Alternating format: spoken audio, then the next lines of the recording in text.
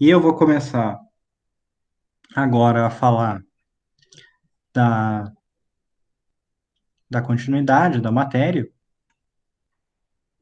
que a gente vai falar nas próximas, no próximo encontro, pelo menos, não sei se nos próximos, mas pelo menos no próximo encontro, sobre chamado lançamento oblíquo, né, movimento balístico.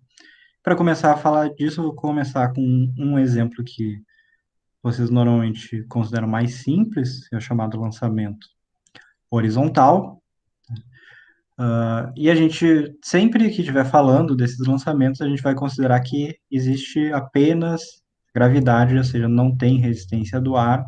Então, movimento balístico é isso, né? Alguma coisa que está sujeita apenas à atração gravitacional.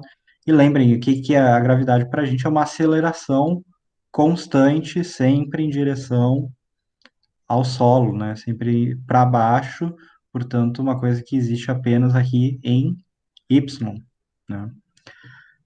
Então, esse exemplo, eu fiz o seguinte, eu coloquei aqui digamos, dois objetos, né, duas partículas, vamos dizer que seja a partícula A, que é esse quadradinho azul aqui, e tem também a partícula B, que é esse losão vermelho, e a ideia é que inicialmente eles com a mesma estão no mesmo local, tá? Então a posição inicial dos dois é a mesma, apesar de eu não ter posto eles sobrepostos aqui, só para facilitar a visualização. A ideia é que eles estão exatamente no mesmo ponto aqui, que tem x0 igual a zero, tá? Então a posição inicial em x é aqui, como se ele estivesse em cima do eixo x, e y0 é igual a 1,5 metros. Tá? Então, é como se eles estivessem, por exemplo, em cima de uma mesa, né? A 1,5 metro de altura no solo, nosso referencial zero aqui, o chão para a gente, tá aqui, né? E o que vai acontecer é que eu vou pegar esses dois objetos, essas duas partículas, e deixar eles caírem, com uma pequena diferença entre os dois. Qual é essa pequena diferença? Para a partícula A, para o objeto A, eu vou considerar que a velocidade inicial é nula. Então, vamos dizer que a velocidade inicial de A é zero. Lembrem que para esse vetor aqui ser nulo, isso significa que as duas componentes têm que ser nulas, né? Então, o Vx inicial de A tem que ser zero e o Vy inicial de A tem que ser zero. Tá? Então, isso aqui é para t igual a zero. E eu vou simplesmente, então, deixar esse objeto cair. É uma queda livre, então, né? Então, é um movimento de queda livre, e esse é o movimento do objeto A. E vocês sabem o que vai acontecer com ele, aqui ele vai cair até o solo e acelerando. Com qual aceleração? A gravitacional, não é? Uma aceleração constante, g, 9,8 metros por segundo ao quadrado, para baixo. Já a partícula B, que é a vermelha aqui, a gente vai fazer basicamente a mesma coisa, com a pequena diferença de que antes dela começar a cair, na verdade a gente vai empurrar ela para o lado com uma velocidade inicial, isso aqui é para B, de 1 metro por segundo na direção x, ou seja, a velocidade inicial na partícula B, ela vai ficar, na verdade, mais um i em metros por segundo. Tá? Então a gente empurra ela. E aí o que vocês podem imaginar que vai acontecer deve ser alguma coisa mais ou menos assim, né? Ela vai cair também em direção ao solo, mas ao mesmo tempo se movendo para a direita, no sentido positivo do eixo x. Agora notem que a velocidade inicial em y é a mesma para as duas partículas, né? Porque v0 y para a partícula A é igual a v0 y para a partícula B, que é zero. As duas não têm velocidade inicial aqui na vertical. A única velocidade inicial que existe é da partícula B no sentido positivo do eixo X. E eu coloquei, esse aqui é um gráfico, tá? Simulando o que acontece, e cada ponto desses aqui está separado por um intervalo de tempo igual, que é um ΔT de 0,1 segundos, tá? Então, quando eu passo daqui para cá, eu andei 0,1 segundos, mais 0,1, mais 0,1, mais 0,1, e assim vai. E a mesma coisa aqui também, 0,1, 0,1, 0,1. Esse aqui é o movimento que a partícula A faz, que é um movimento só de queda. Vejam que os dois começam no mesmo ponto aqui, y igual a 1,5 metros e x igual a zero. A partícula A simplesmente cai em direção ao solo. Cada ponto desse aqui, lembrem, está separado de 0,1 segundos, enquanto que a partícula B, ela também cai em direção ao solo, mas andando para o lado ao mesmo tempo. E aí tem algumas coisas interessantes desse movimento que vocês devem notar, compreender e perceber. O que acontece é que, bom, primeiro, se a gente for analisar aqui o movimento da partícula B em relação à horizontal, então a gente tem esses, destaquei esses três instantes aqui, esses três pontos, é que a separação para cada um desses pontos é o mesmo tempo de 0,1 segundos. Então, daqui para cá passou 0,1, daqui passou para cá passou mais 0,1. Se vocês forem olhar no gráfico, vocês podem ver que a separação em metros, tá? Isso aqui é o quanto ele está andando lateralmente, também é igual, também é 0,1 metro daqui para cá e mais 0,1 metro daqui para cá. O que que significa? Que o deslocamento em x dessa partícula B, a cada intervalo de tempo igual, é também um deslocamento igual. O que que isso significa para a gente? Bom, é a mesma coisa que dizer que a velocidade em x dessa partícula B é constante, porque lembrem-se, uma coisa anda ou tem o mesmo deslocamento em um mesmo intervalo de tempo, isso significa velocidade constante, né? Então, aqui a velocidade é a mesma que aqui, é a mesma que aqui, é a mesma que aqui. Outra coisa que é interessante do movimento, que vocês devem notar, é, se vocês analisarem a posição y da partícula A e da partícula B, vocês vão ver que ela é sempre igual, né? Então, por exemplo, aqui as duas estão em y igual a 1,5 metros. Aqui, y é um pouco menos que 1,5, tá? Então, entre 1,5 e 1,4. Mas vejam que o y para a partícula A é o mesmo para a partícula B, elas estão na mesma altura aqui, né? Em y. Então, aqui é a mesma coisa, perto de 1,3, vejam que as duas estão no mesmo y, y igual a 1,3. Aqui perto de 1,1, também o mesmo y. Mesma coisa aqui perto de 0,7, mesma coisa perto de 0,3. Vocês podem imaginar que se eu colocar mais algum ponto aqui, essa partícula já vai ter chegado ao solo, e essa partícula também, né, se eu andar mais esse 0,1 segundo, né, a gente já vai estar por aqui. Mas o que é mais interessante de analisar é que, bom, as duas, como têm o mesmo y sempre, isso quer dizer que elas vão chegar ao solo exatamente ao mesmo tempo, tá? Vou marcar algum ponto aqui de chegada, deve ser mais ou menos por aqui, assim. Ou seja, o intervalo de tempo de queda livre dessa partícula é o mesmo intervalo de tempo que essa partícula gasta no ar até chegar ao solo. O que que significa?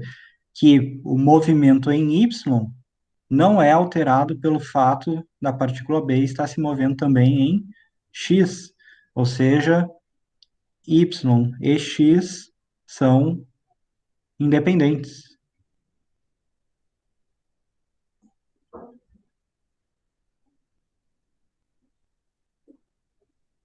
Se vocês lembrarem aquele outro exemplo que a gente viu no início, que era de uma aceleração constante em x com aceleração nula em y, o que a gente tinha feito também quando calculou os itens pedidos pelo problema usando as componentes x e y, era considerar elas independentes, calcular x, calcular y e via o resultado final. Então vejam que aqui, apesar da aceleração ser diferente em orientação e em módulo, que lembrem antes a gente tinha uma orientação de mais 2 metros por segundo ao quadrado na direção x, agora a gente tem 9,8 metros por segundo ao quadrado na direção y negativo.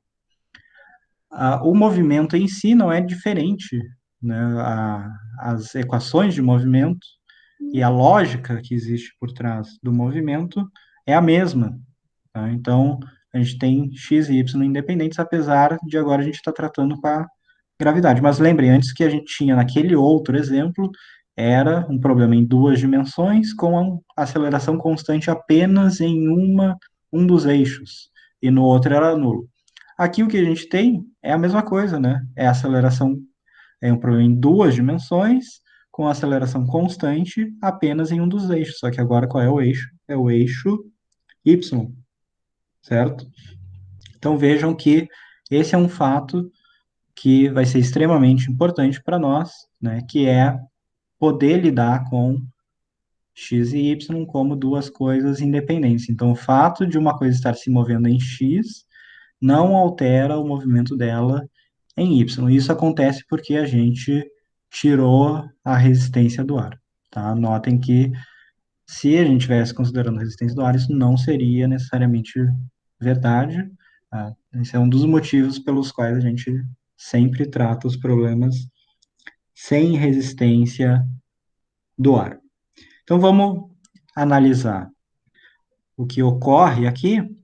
E, bom, a primeira coisa que a gente pode já notar, que eu já comentei, é que, bom, se a posição em y para A e B é sempre a mesma, não importa o tempo transcorrido, isso significa que a equação de movimento para A em função do tempo em y deve ser igual à equação de movimento para B em função do tempo em y. Vamos ver como a gente coloca isso agora em termos matemáticos, tá? Então, vou colocar para particular, vou colocar em azul. E lembrem que a gente quer analisar, então, é a equação de movimento x de t para A e a equação de movimento y de t para A. E também podemos analisar a equação v de t para A, vx e vy. E também ver o que acontece em ax e a y. Tá? Então vamos começar por aqui. Vamos analisar a aceleração.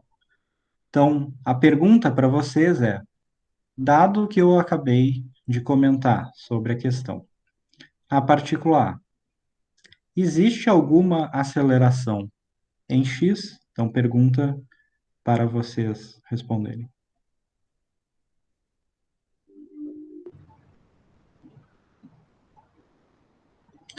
Não, não existe, né? Então, a gente tirou a resistência do ar, é uma partícula livre, ela não tem um foguete atrelado nela, não é um avião, então a x tem que ser zero. A gente sabe que a x vai ser zero. E a y? O que vai ser a aceleração em y? Já falei antes, né? É a aceleração gravitacional, para baixo, né? Então vamos dizer menos g. Lembrem que g para a gente é sempre uma constante positiva, mais 9,8 metros por segundo ao quadrado. Como a está para baixo, essa coisa está acelerando para baixo, então a aceleração deve ser menos g.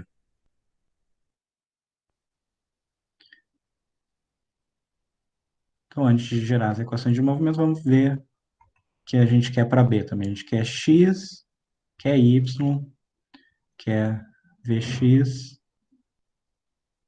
vy,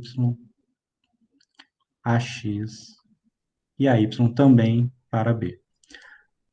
Agora, a pergunta é, em relação a B, como que ficam a x e a y? Então, pergunta para vocês. AX, qual é o valor de AX para B?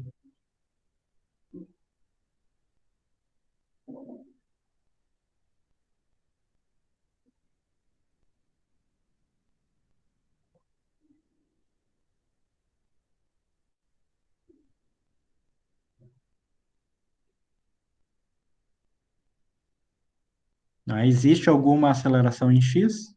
Lembre que a partícula está se movendo em x, mas não tem resistência do ar. Então, se não tem resistência do ar, não importa que a partícula esteja se movendo em relação ao eixo x, não importa que existe uma componente da velocidade em x, a aceleração continua também sendo zero. Já para y, adivinha o que vai acontecer? Mesma aceleração também.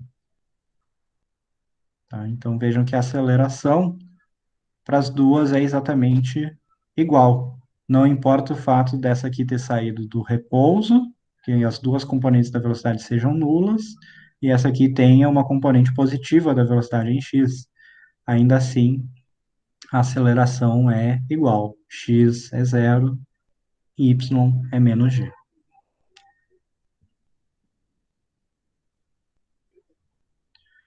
Bom, então eu posso agora escrever as equações de movimento. E lembrem, isso aqui é constante, a aceleração é constante aqui, e aqui também a aceleração é constante. E a gente sabe que se a aceleração é constante, a gente pode, sem problema nenhum, utilizar aquelas equações de movimento que a gente conhece bem. Que equações são essas? Para aceleração constante, a gente sabe que x de t vai ser alguma coisa do tipo x0 mais v0 x vezes t mais ax t ao quadrado sobre 2, enquanto que y vai ser do tipo y0 mais v0y vezes t mais ay t ao quadrado sobre 2. Vamos fazer isso para A, então. A. Bom, como que vai ficar o x de A em função do tempo? Vamos lembrar o que que a gente tem. A gente tem que x0, eu disse que a condição inicial do problema é zero. Então a gente tem um termo nulo aqui. X0 é igual a zero. Agora, a componente x também era zero. E a componente ax também é zero, porque não existe aceleração em x, nem existe velocidade inicial. Portanto, a única conclusão que a gente pode chegar é que a posição em x, né, essa componente x da partícula A, ela permanece constante o tempo todo, igual a zero. E se a gente olhar no gráfico, é exatamente isso que a gente tem, né? X é igual a zero o tempo todo, não existe mudança para A. Já y, A, fica igual ao quê? Vamos lembrar, y0 era 1,5, era a nossa posição inicial, né? Então, 1,5 metros, né? Velocidade inicial em y para partícula A era zero. Então, esse termo aqui desaparece. Mais a y t ao quadrado sobre 2. Mas a y é o quê? Menos g. Então, a gente tem menos g t ao quadrado sobre 2. E se a gente derivar cada uma dessas, se a gente derivar essas equações, a gente vai obter as componentes da velocidade, né? Então, se a gente derivar essa aqui, a gente sabe que, bom, Vx, que é a derivada Vxa, né, vai ser igual a zero. E essa aqui é Vya em função do tempo. Vya é a derivada disso aqui, então zero, derivada de uma constante é zero, menos 2t sobre 2, então menos gt. Então, essas são as componentes da velocidade. Vejam que a velocidade em x permanece nula sempre, e a velocidade em y é menos gt. Isso para partícula A. Já para a partícula B, a gente pode fazer a mesma coisa. Então, vamos lá. O xb vai ser igual ao quê? Bom, x0, a gente sabe, era zero. E a aceleração em x, a gente também sabe que é zero para B, né? Agora, qual que é a diferença que existe entre A e B? É que a velocidade inicial em x não era nula, existia uma componente aqui, igual a né, mais 1 metro por segundo, é isso aqui. Portanto, essa coisa fica mais t. Já para y, a gente tem que, isso aqui é o quê? 1,5, né? Lembrem que o y inicial era igual, mais a velocidade inicial em y, mas é zero, né? Lembrem, não existia velocidade inicial em y para nenhuma das duas partículas, mais a aceleração t ao quadrado sobre 2, mas a aceleração é menos g, então isso aqui fica menos g t ao quadrado sobre 2. E aqui notem, aparece aquilo que a gente falou um pouco antes, que o movimento em y é igual para as duas, né? Então aqui está a equação em y para A e aqui está a equação em y para B. E vejam, as equações são iguais.